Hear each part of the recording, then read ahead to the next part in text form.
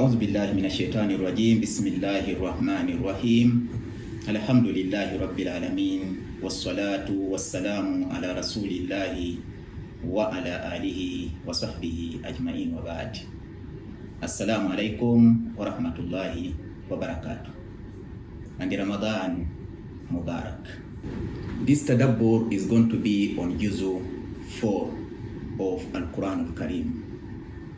And as we all know, the Juz comprises 2 chapters, part of Surah Ali Imran and also Surah An-Nisa. I will pick some verses from these 2 chapters and highlight the message of Allah subhanahu wa ta'ala to all of us. A'udhu billahi minash shaitani rajim. Lan tanalu birra hatta tunfiqu mimma tuhibbun wa ma tunfiqu min shay'in fa inna Allaha bihi alim. Ayah 92, Surah Ali Imran. In that ayah, Allah subhanahu wa ta'ala has made it very clear that the only way to enter Al-Jannah, and Jannah is what is meant by Al-Bir, according to majority of scholars. But it also means that you not reach the summit of Iman Billahi Ta'ala, you not attain the rida of Allah subhanahu wa ta'ala in regard to spending until you spend from what you love the most. And that is a challenge. Spending is very easy, but spending from what we want is even more challenging. And Allah subhanahu wa ta'ala also makes it clear in that ayah that all what we spend on others is actually for our own benefits. So we should not feel like we are losing when we spend on others, but we are actually gaining, and gaining what is everlasting, while what we spend is actually going to be exhausted after some time. Based on Surah An-Nisa, which actually comprises the largest part of the Juz. Allah subhanahu wa ta'ala began Surah An-Nisa by reminding us about at-taqwa, but actually commanding us. And he says, Ya ayyuhan nasu taqu rabbakum allazi khalaqakum min nafsin wahida wa khalaqa minha zawjaha wa bassa minhuma rijalan kathiran wa nisaa wattaqullaha allazi tasaaluna bihi wal arham inna Allaha kana alaykum raqiba.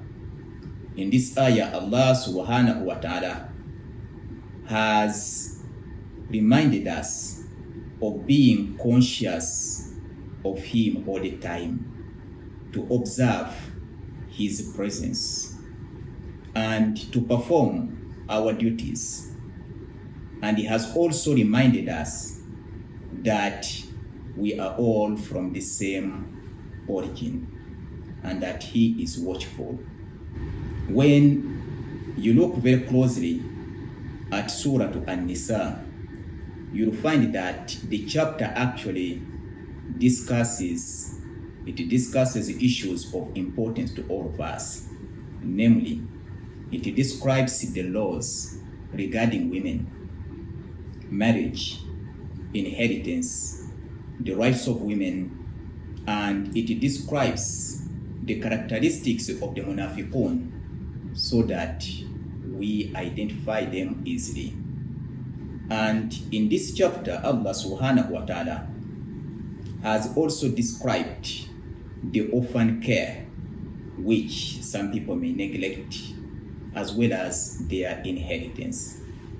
He has also mentioned that the creation of human race is actually from a single couple, and that is Adam and Hawa. And he has also described women's entitlement to inheritance and dowry from their husbands. He has described the ideal marriage, and that is the marriage that is between man and woman, and not that which is between people of the same gender. And it is the marriage in which the husband is responsible for the support of the family. Allah subhanahu wa ta'ala says, الرجال قوامون على النساء بما فضل الله بعضهم على بعض وبما أنفقوا من أموالهم. That is Ayah 34. Other central themes of this very important chapter, Surah An-Nisa, which is also described as An-Nisa al-Kubra, and Surah At-Talaq is An-Nisa al-Sugra. Allah subhanahu wa ta'ala describes the maintenance of discipline in the Muslim community and the kind of relations Muslims should have with Allah subhanahu wa ta'ala and also their fellow men. Allah subhanahu wa ta'ala, as I did mention in the beginning, began the chapter by ordering us to have a taqwa, which is awareness of Allah subhanahu wa ta'ala, consciousness of Allah subhanahu wa ta'ala, the fear of Allah subhanahu wa ta'ala. Why? Because the fear of Allah subhanahu wa ta'ala is the only force that can restrain a person from the evils. It is the fear of Allah subhanahu wa ta'ala that keeps the heart of a believer awake and enables him to distinguish the right from the wrong, and also to uphold his amanat, responsibilities to Allah, to his fellow men, and to this world effectively, and to be diligent or careful and hardworking, and to hold himself to account, or to hold himself accountable. We have also been reminded in this chapter that we are under Allah's close observance. He is Ar-Raqib, the one who is closely monitoring us, and there's none of our actions which is hidden from him. Hence we should be respectful of Allah subhanahu wa ta'ala. And also in this chapter we have been ordered to uphold our dignity by not indulging in indecence, fawahish, such as zina, adultery, fornication, and pornography, and to fulfill the trust for the one who entrusted us, and not to be untrustworthy. Allah subhanahu wa ta'ala says, and that is Ayah 58, Inna Allah ya'murukum an tu'addu al-amanati ila ahliha wa idha hakamtum bayna an-nasi an tahkumu bil 'adl. Inna Allah ni'ma ya'izukum bih. Inna Allah kana sami'an basira. The order is in that ayah. Allah subhanahu wa ta'ala has ordered us to be fair and just, and also to adhere to the teachings of the Quran and the Sunnah of Rasulullah sallallahu alaihi wasallam, and also to be obedient to our leaders. And he says, Ya ayyuhallazina amanu ati'u Allah wa ati'u Rasul wa ulil amri minkum. That is Ayah 59.